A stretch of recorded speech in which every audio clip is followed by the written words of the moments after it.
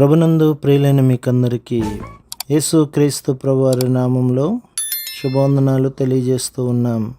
దైవజనులు బ్రదర్ భక్త సింగ్ గారి పరిచర్యలో నుండి అలిసిన వానిని ఓరడించు మాటలు. జూలై 29. నా రక్షణకర్త అయిన నా దేవుని యందు నేను సంతోషించెదను. హబక్కూకు గ్రంథం 3వ అధ్యాయం 18వ వచనం. అన్ని సమయములలో మనము యెహోవా యందలి ఆనందమును అనుభవించగలము.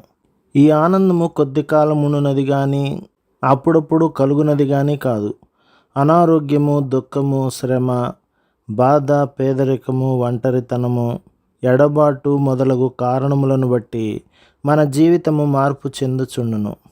కానీ ఈ సంతోషము దుఃఖకరమైన పరిస్థితులలో నున్నప్పుడు సహితము అనుభవించవచ్చును. ఎందుచేతననగా ఇది ప్రభువునందలి ఆనందము. తెస్సలోనికీయులకు రాసిన మొదటి పత్రిక 5వ అధ్యాయం 16లో ఎల్లప్పుడూ సంతోషముగా నుండుడి అని చెప్పబడుచున్నది. స్నేహితుల వలన కానీ, బంధువుల వలన కానీ, లేక ఇతరుల వలన కానీ ఈ సంతోషము అపహరింపబడదు. మీ సంతోషమును ఎవడునూ మీ యొద్ద నుండి తీసివేయడు. యోహాను సువార్త 16వ అధ్యాయం 22వ వచనం. శత్రువులు మన భూసంబంధమైన సంతోషమును దొంగిలించగలరు కానీ పరలోకము నుండి కలిగిన ఈ సంతోషమును దొంగిలించలేరు. శత్రుత్వముతో, అసూయతో కొందరు మన మీద తప్పుడు నిందలు మోపి మన భూసంబంధమైన సంతోషమును తొలగించుటకు ప్రయత్నించుదురు. కానీ ప్రభువునందలి ఆనందమును ఏ మానవుడు మన నుండి తొలగించలేడు.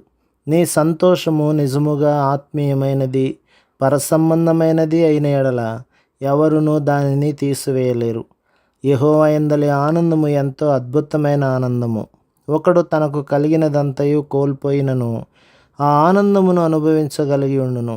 అంజూరపు చెట్లు పోయికుండినను, ద్రాక్ష చెట్లు ఫలింపకపోయినను, ఒలివ చెట్లు కాపులేక ఉండినను, చేనిలోని పైరు పంటకు రాకపోయినను, గొర్రెలు దొడ్డిలో లేకపోయినను, శాలలో పశువులు లేకపోయినను, నేను యెహోవా యందు ఆనందించెదను. నా రక్షణకర్త అయిన నా దేవుని యందు నేను సంతోషించెదను. హబక్కూకు గ్రంథం 3వ అధ్యాయం 17-18 వచనాలు. 1935వ సంవత్సరంలో క్వేట్టా భూకంపంలో 58,000 మంది ప్రజలు 18 సెకండ్లలో మరణించుటను నేను చూచితిని. అక్కడ నివసించుచున్న విశ్వాసులు కొంతమంది సమస్తమును కోల్పోయినప్పటికీ అద్భుతమైన రీతిలో మరణమును తప్పించుకొనిరి. వారు పాటలు పాడుచు బైబిలు పఠన కూడికల యందు ఆనందించుచుండిరి.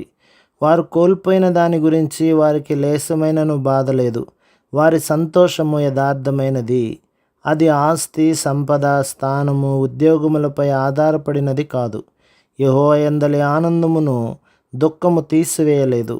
దుఃఖపడిన వారమైనట్లుండి ఎల్లప్పుడూ సంతోషించువారము, దరిద్రులమైనట్లుండి అనేకులకు ఐశ్వర్యము కలిగించువారము, ఏమీ లేని వారమైనట్లుండి సమస్తమును కలిగిన వారము.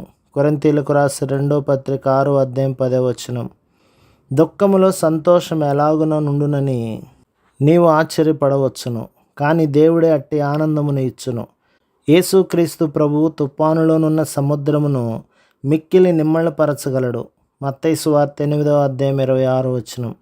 అదే విధముగా దేవుని ప్రజలు గొప్ప దుఃఖము, ఎడబాటు, ఏ విధమైన శ్రమ, పరీక్షల మధ్యలో కూడా తమ హృదయములలో గొప్ప సమాధానమును అనుభవించగలరు.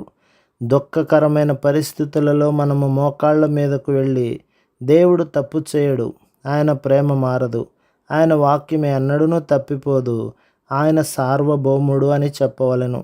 ఆ విధముగా నిజమైన విశ్వాసి అధికమైన దుఃఖము, బాధలో సైతము తన సంతోషమును కోల్పోకుండుటను మనము చూడగలము.